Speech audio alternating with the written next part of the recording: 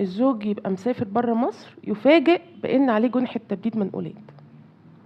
ساعات بيبقى صعب علينا قصاد دوائر معينة اللي احنا نجيب لك البراءة بشهادة التحركات للأسف، والزوجة تاخد عليك حكم بالتبديد. طب أنا المفروض أأمن نفسي ازاي؟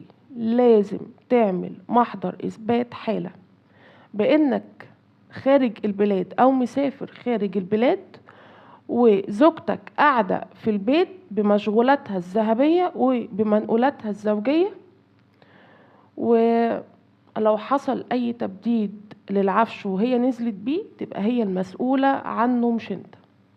وتأمن نفسك بمحضر إثبات الحالة ده اللي عشان يبقى قصاد القاضي إنك منزلتش أي أجازة في أي وقت وبددت المنقولات فعلا، لا أنا أصلا مسافر ويوم ما بنزل في خلافات ما بيننا فأنا استحالة أروح البيت.